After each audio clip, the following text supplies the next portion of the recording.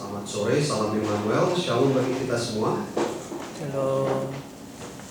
Sekali lagi, welcome to Ria and Carlos. We're glad for you coming here. Terima kasih untuk kehadirannya.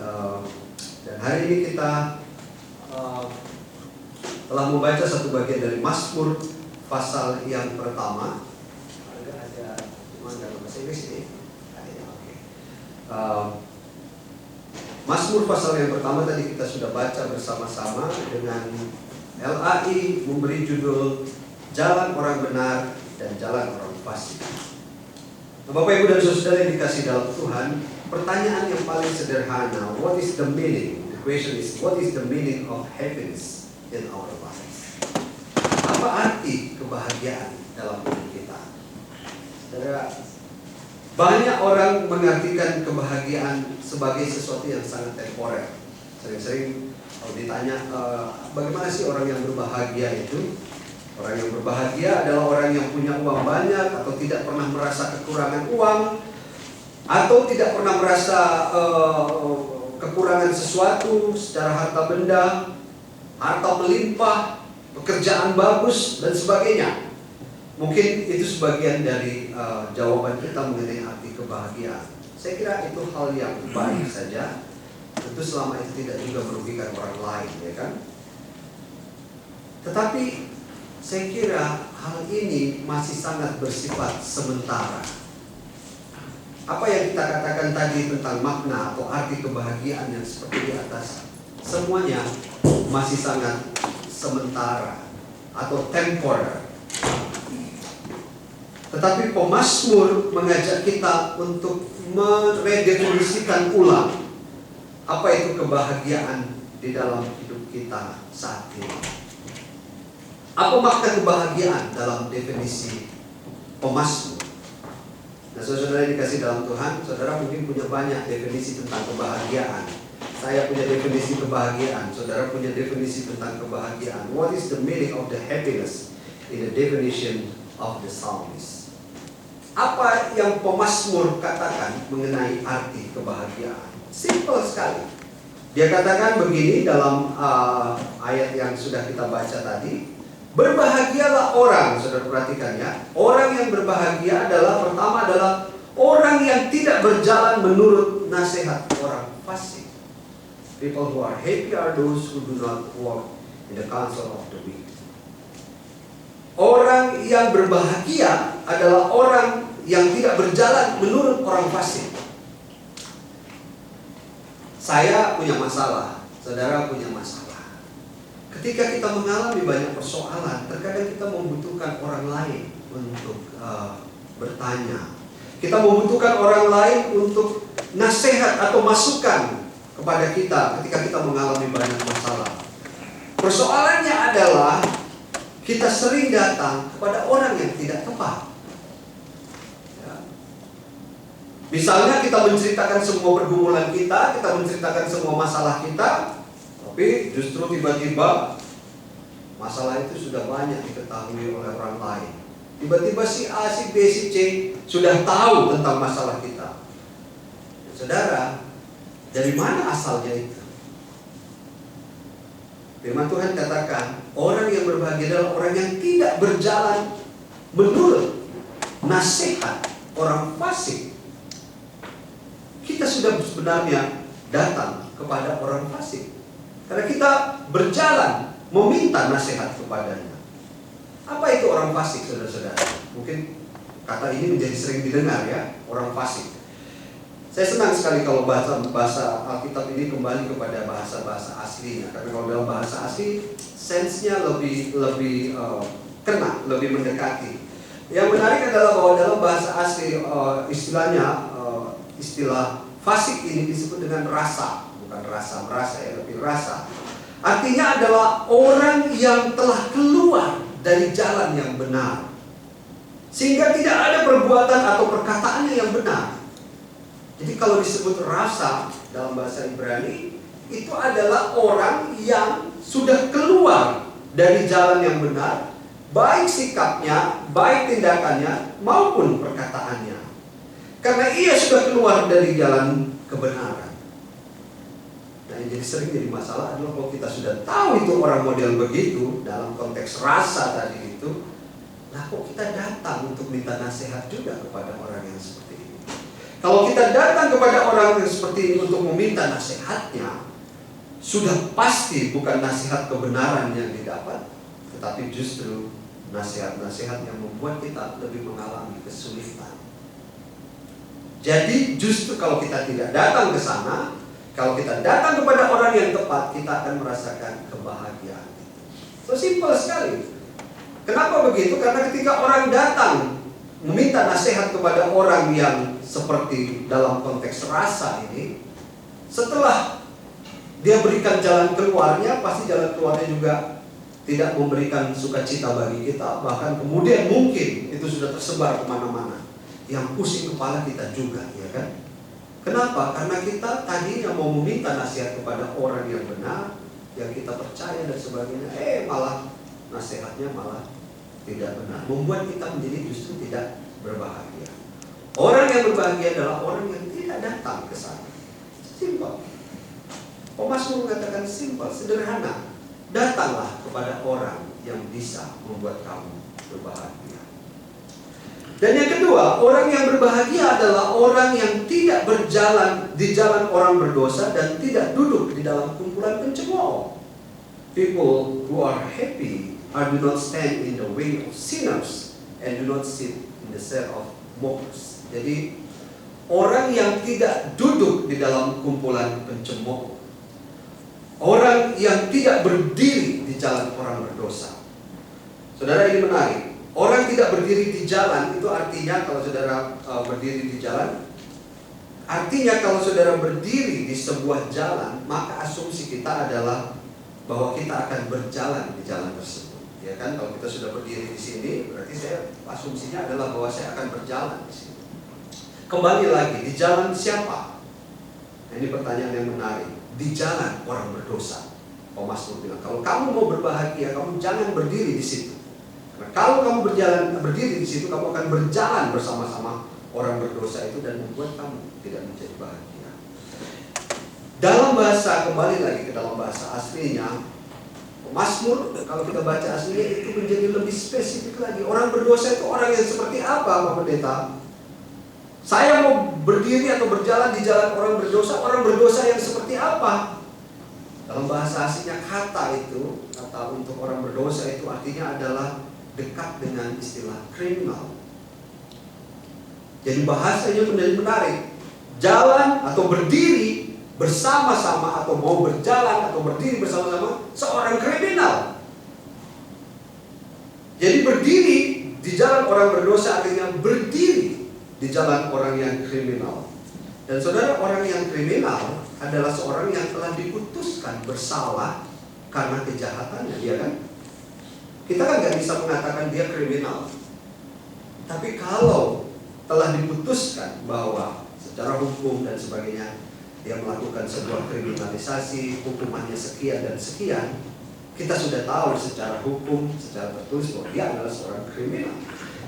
Firman Tuhan katakan, jangan berjalan atau berdiri di jalan orang berdosa. Jangan berjalan atau berdiri bersama seorang kriminal. Itu artinya kita tahu bahwa dia telah bersalah karena kejahatannya. Dan kita tetap mau berdiri berjalan bersama dengan orang yang kriminal.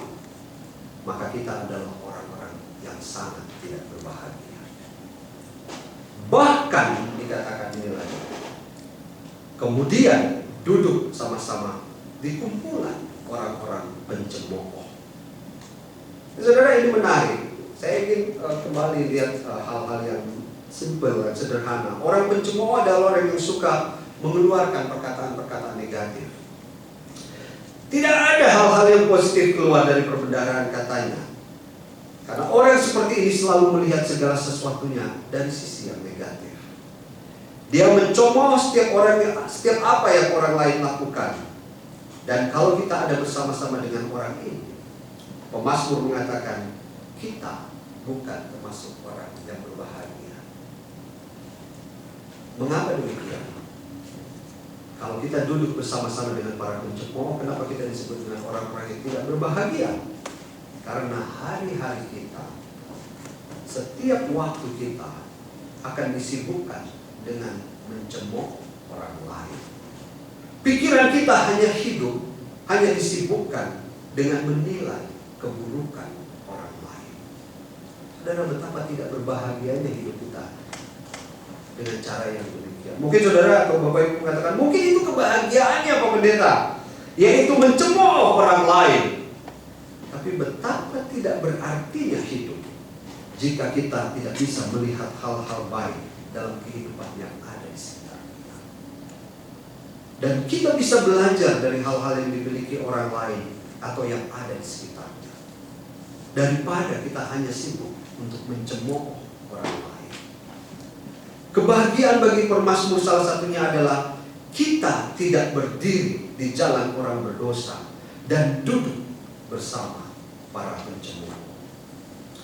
Hal yang ketiga, orang berbahagia adalah orang yang kesukaannya ialah Taurat Tuhan dan yang merenungkan siang dan malam. Saudara perhatikan, ada hal yang menarik dari permainan kata dari pemazmur.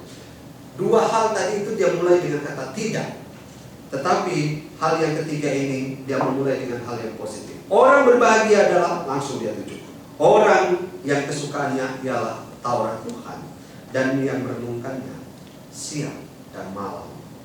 Saudara mulai pikir-pikir, garuk-garuk kepala ini kan. Kalau untuk duduk di kumpulan orang pencemooh, oke. Kalau tidak berjalan di jalan orang berdosa, oke, gak apa-apa. Kita ini orang baik-baik semua. Orang berbahagia adalah orang, kalau dalam bahasa sederhananya kita terjemahkan begini ya. Orang yang berbahagia adalah orang yang kesukaannya ialah membaca Alkitab dan yang merenungkannya kapan? Siang dan malam. Pertanyaan simpel, terus ini kapan kerjanya ini? Pagi. Tiap hari baca Alkitab, aja mau dia tadi salah di pengajarannya ini, ngacok di pengajarannya. Tiap hari baca Alkitab, renungkan firman Tuhan siang dan malam, gak ada waktu untuk keluarga, gak ada waktu untuk vacation, gak ada waktu untuk kesana kemari, gak ada waktu jalan-jalan. Pokoknya baca Alkitab dari A sampai habis. Kemudian itu saja, jadi orang berbahagia. Saya kira bukan itu yang dimaksud dengan pemazmur ketika kita mengatakan membaca firman Tuhan atau Taurat Tuhan itu siang dan malam dan merenungkannya. Membaca Taurat Tuhan dan merenungkannya siang dan malam. Saya kira bukan itu maksud dari pemazmur. Saudara, dalam tradisi orang Yahudi, hidup ini adalah sebuah ibadah. Saya pribadi, kita semua dalam tradisi orang Yahudi, hidup itu adalah sebuah ibadah. Hidup itu adalah sebuah liturgi kehidupan. Sejak dari dalam kandungan ibu, dilahirkan anak-anak, remaja, pemuda, dewasa, tua, mati, saudara perhatikan dari lahir, kemudian sampai mati. Itu semua adalah bagian yang tidak terlepas dari kehidupan ibadah, ritual. Itu sebabnya kalau saudara baca di dalam Alkitab dalam Perjanjian Lama, hukum tentang ini, hukum tentang itu, anak-anak harus begini, orang tua harus begini, yang tidak tahir harus begini. Banyak sekali kehidupan orang Yahudi, kehidupan orang Ibrani menurut Alkitab ini adalah sebuah kehidupan yang penuh dengan ritual dan kehidupan ibadah. Saya kira ibadah melekat erat dengan kehidupan orang-orang Ibrani atau orang-orang Yahudi. Saya jadi teringat setiap kali membaca Perjanjian Lama dari Kejadian sampai Maleakhi itu, saya selalu merasa, karena saya dekat dengan tradisi di Bali. Orang di Bali itu hampir mirip-mirip dengan kehidupan orang Yahudi ini, orang Bali. Hidup mereka penuh dengan ritual yang baru pulang dari Bali itu. Coba lihat, di pinggir-pinggir jalan ada canang-canang itu, apa namanya? Sesajen. Saudara tahu itu dilakukan 3 kali sehari. Kemudian tahunnya orang Bali itu 6 bulan. Ya, galungan 6 bulan ya. Galungan itu 6 bulan. Dalam masa 6 bulan ini ada untuk pribadi otonan. Otonan itu ulang tahun saya setiap 3 bulan sekali. Jadi setiap 3 bulan dirayakan. Ini Pak Agung ini punya nih otonannya nih. 3 bulan, dan itu harus dirayakan. Kemudian hari-hari dalam sehari itu ada 3 kali membuat, atau 2 atau 3 kali membuat canang. Jadi di kulkas itu penuh dengan bantelan, jadi tinggal ambil keluar. Kemudian mereka harus membuat setiap hari. Kemudian ada tumpok namanya. Tumpok itu tumpok landep, tumpok apa lagi bagus? Pagar besi, macam-macam. Tumpok itu mulai dari pagar besi itu adalah untuk semua besi-besi. Jadi semua besi itu harus diupacarai pada waktu tertentu dalam masa 6 bulan ini. Jadi ada tumpak landep, pagar besi, apa lagi? Tumpak wayang. Jadi kalau besi-besi semua mobil dikasih upacara. Ada uang, upacara untuk uang, semua uang. Jadi dalam 6 bulan ini saudara hitung 6 bulan tahun Bali itu akan habis semua untuk ritual. Itu belum untuk pribadi, masih ada di dalam kandungan. Kemudian nanti setelah lahir, kemudian dewasa, potong gigi. Kemudian nanti setelah dewasa harus ambil daun beringin di mana. Kemudian kalau meninggal itu bukan cuma 1 bulan, 2 bulan, bahkan bisa sampai 6 bulan, 1 tahun, dan sekian banyak. Karena harus mengelilingi semua mata air suci yang ada di Bali, dan kemudian ujung-ujungnya adalah sampai di Gunung Agung, namanya Gunung Agung. Disitulah puncak nirwana dan seterusnya. Dan saudara, itu ada yang ritual galungan, kemudian kuningan dan sebagainya. Saudara, hidup adalah sebuah ritual. Dan saudara, saya nggak habis pikir kalau saudara jadi orang Bali apa bisa nih melakukan hal-hal yang seperti ini. Karena hidup adalah ritual. Tetapi mereka hidup dengan sukacita, mereka hidup dengan bisa melakukan itu. Dan sampai sekarang tidak ada yang menjadi masalah bahwa saya harus buat ini dan sebagainya, ngomel dan sebagainya. Mungkin ada, tetapi Bali tetap menjadi satu daerah yang begitu, yang tetap terbangun. Dan itu yang terjadi juga dalam konteks kehidupan orang Israel, bahwa hidup ini adalah sebuah ritual, hidup adalah sebuah ibadah. Siang dan malam mereka lakukan itu. Dan saudara, kalau orang meninggal di Bali itu urusannya bukan dari pagi hari, tapi dari pagi sampai pagi lagi. Dan itu yang terjadi begitu banyak, upacara-upacara ratusan juta, miliaran dan seterusnya. Hanya untuk sebuah ibadah. Hidup adalah sebuah ibadah. Pertanyaan paling simpel adalah, kalau kita mau lihat ini sebagai orang Kristen, apakah orang Kristen tidak melakukan ritual lagi? Apakah saudara dan saya bukan lagi sebagai ritual dalam kehidupan kita? Apakah hidup bukan hidup kita bukan lagi menjadi ibadah? Saya kira tidak demikian. Memang kita tidak lagi diminta untuk melakukan hal itu siang dan malam dalam ibadah kita. Saudara nggak diminta lagi potong sapi, saudara nggak diminta lagi potong kambing, saudara nggak diminta lagi potong burung, merpati, diminta untuk potong anjing warna hitam dan sebagainya. Saya kira kita nggak lagi begitu, kecuali anjing itu dimakan, ya kan? Tapi apakah hidup kita bukan ibadah? Saya kira tidak juga. Jangan lupa bahwa hidup kita ini juga menurut Paulus adalah sebuah surat Kristus yang terbuka. Paulus mengatakan, karena telah ternyata bahwa kamu adalah surat Kristus yang ditulis oleh kelainan kami, ditulis bukan dengan tinta, tetapi dengan roh dari Allah yang hidup, bukan pada loh-loh batu, melainkan pada loh-loh daging, yaitu dalam hati. Saudara, dengan demikian hidup kita ini adalah bagian dari firman Tuhan itu sendiri. Oleh sebab itu, siang dan malam kita harus menjadi orang yang senantiasa menunjukkan bahwa kita ini adalah surat Kristus. Jangan kalau hari Minggu kita menjadi surat Kristus, hari Senin jadi surat apa? Surat-surat kejahatan, surat-surat penipuan, surat-surat ketidakadilan, surat-surat kebencian, dan seterusnya. Firman Tuhan katakan, siang dan malam kita harus menjadi surat Kristus, dalam pengertian merenungkan Taurat Tuhan itu siang dan malam. Karena saya dan saudara menurut Paulus, kita adalah surat Kristus yang terbuka untuk dibaca oleh orang lain. Oleh sebab itu dalam keyakinan kita saat ini, maka makna merenungkan Taurat Tuhan siang dan malam adalah menjadi surat-surat Kristus yang terbuka dan dapat dibaca oleh semua orang. Surat Kristus adalah firman Tuhan. Firman Tuhan itu adalah Injil. Dan Injil itu adalah, apa arti Injil? Injil adalah kabar baik. Jadi kebahagiaan itu adalah jika kita bisa menjadikan hidup kita ini menjadi kabar baik bagi semua orang. Jangan menjadi kabar buruk bagi semua orang. Ya, dia lagi yang datang, bosan, apakah ada orang lain dan sebagainya. Karena apa? Karena kita melihat orang itu bukan lagi menjadi surat Kristus. Tapi kalau orang itu menjadi surat Kristus, maka kita, kehadiran orang lain itu menjadi sukacita. Kehadiran saya di tengah-tengah orang lain juga menjadi sukacita. Karena orang melihat bahwa saya adalah, atau kita semua adalah kabar baik itu sendiri. Nah, kondisi seperti ini, kita bukan lagi menjadi kabar baik. Kalau tadi orang menjadi bosan, orang menjadi tidak senang dengan kita, tetapi telah menjadi kabar buruk bagi orang lain.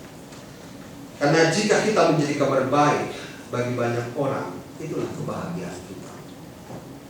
Saudara, orang yang sudah sampai pada tahap ini, dia sudah sampai pada pemahaman diri mengenai arti kebahagiaan yang sempurna di dalam Tuhan.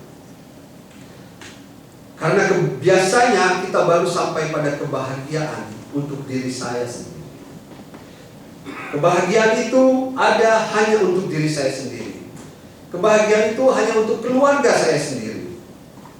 Kebahagiaan itu hanya ada untuk kelompok saya sendiri. Kebahagiaan itu hanya ada untuk orang-orang yang dekat dengan saya saja dan seterusnya. Itu kebahagiaan juga, tapi belum sempurna. Karena kebahagiaan yang sempurna kalau kita juga bisa membahagiakan orang lain. Karena orang lain melihat diri kita sebagai surat Kristus yang terbuka, yang memberitakan kabar baik. Pertanyaan kita adalah, apakah kita akan rugi secara material kalau kita juga bisa membahagiakan orang lain? Ini kan pertanyaan yang kadang-kadang, kalau orang lain sih kebahagiaannya sendiri-sendiri, Pak, yang penting saya aja deh. Apakah kita akan rugi kalau secara material kalau kita juga membahagiakan orang lain? Firman Tuhan mengatakan, Mazmur mengatakan, kalau kita sampai pada makna kebahagiaan yang dapat membahagiakan orang lain, saudara perhatikan, firman Tuhan hari ini menjadi menarik. Kalau kebahagiaan itu telah menjadi sempurna dalam diri kita, yaitu ketika kita berbahagia dan kita juga bisa membahagiakan orang lain, kita tidak akan pernah bertanya tentang kerugian. Kita tidak akan pernah bertanya tentang, wah, rugi nih kalau membahagiakan orang lain. Kenapa? Karena firman Tuhan sudah menjelaskan, ketika kita melakukan itu, kita seperti pohon yang ditanam di tepi aliran air, yang menghasilkan buahnya pada musimnya dan tidak layu daunnya. Dan apa saja yang dibuatnya, sudah pasti kan? Apa saja yang dibuatnya pasti berhasil. Firman Tuhan. Saya mau mengatakan, jangan sungkan, atau jangan takut, atau jangan ragu untuk membuat orang lain berbahagia. Karena Tuhan juga akan memberikan kebahagiaan bagi kita. Tetapi lebih daripada itu, Tuhan sudah berjanji melalui pemazmur mengatakan, setiap orang yang melakukannya, dikatakan kita seperti pohon yang ditanam di tepi aliran air. Saudara, kalau pohon ditanam di tepi aliran air, itu berarti dia tidak pernah kekurangan air yang diperlukan. Dan yang menghasilkan buahnya pada musimnya. Ini berarti bicara tentang ekonomi, di mana kita akan menghasilkan ekonomi yang baik dalam kehidupan kita, dan tidak layu daunnya, tidak akan pernah habis daunnya, dan apa saja yang dibuatnya pasti berhasil. Saya sangat mengamini firman ini, pasti berhasil. Saudara, ternyata dalam prinsip kebahagiaan Allah pemazmur ini, kebahagiaan diri sendiri dan memberikan membahagiakan orang lain itu bukan sebuah kerugian, tetapi adalah sebuah keuntungan. Dia bukan masuk dalam expense saja, dalam bahasanya Pak Agung yang ekonomi, orang fellowship. Dia bukan masuk hanya dalam expense saja, tapi juga masuk dalam income. Dia bukan keluar, bukan masuk, keluar sebagai expense, tapi masuk sebagai income. Semakin banyak saudara dan saya menjadi surat Kristus yang terbuka, semakin banyak saya dan saudara memberitakan kabar baik, semakin banyak saudara dan saya membahagiakan orang lain, maka hidup kita juga bukan berkekurangan, tapi justru berkelebihan. Saya di Alkitab yang lama, di Alkitab yang baru kemarin dikasih waktu datang ke sini, Mazmur 1 ini saya catat. Di Mazmur 1 ini saya tulis jauh sebelum saya menyelesaikan atau sekolah ambil doktoral saya. Waktu itu baru tamat S2. Saya tulis saya mau jadi dokter. Saya tulis aja. Saya nggak tahu ini dari mana asal usulnya, nggak tahu saya. Itu lama saya tulis. Dan yang kedua, saudara perhatikan, yang kedua saya tulis di sini saya mau melayani di luar negeri. Saya nggak tahu nih, pokoknya dua hal ini saya mau berdoa dan apa saja yang dibuatnya berhasil. Waktu kemarin saya buka bahan bahan khotbah untuk hari ini dari buku daftar khotbah di Presbyteri, Mazmur 1. Kayaknya saya pernah tulis sesuatu, saya buka Alkitab saya yang lama dan baru saya sadar kembali, ingat lagi. Ada dua hal. Yang pertama, saya mau selesaikan studi doktoral saya. Saya belum pikir bahwa itu akan jadi dokter. Jadi itu ditulis berapa tahun yang lalu, saya udah nggak tahu itu. Dan yang kedua, melayani di luar negeri. Selama masa-masa itu saya waktu itu berjanji, Tuhan, saya menyerahkan hidup saya deh untuk Tuhan. Saya nggak tahu nih mau kemana hidup saya, nggak tahu, pokoknya saya mau menyerahkan hidup saya untuk melayani Tuhan. Baru saya mengerti hari ini membaca firman itu, apa saja yang dibuatnya berhasil. Karena kita mau belajar untuk berbahagia berdasarkan firman Tuhan, tapi juga belajar membahagiakan orang lain. Saya tidak mau mengatakan bahwa saya seperti sulap, bukan sihir. Tapi saya ingin mengatakan kepada kita sekarang hari ini, katakan bahwa apa saja yang saya buat pasti berhasil ketika saya juga mau belajar untuk menjadi orang-orang yang berbahagia berdasarkan firman Tuhan, tapi juga belajar untuk membahagiakan orang lain. Saya tidak tahu apa yang menjadi harapan saudara. Ada yang berdoa untuk semua.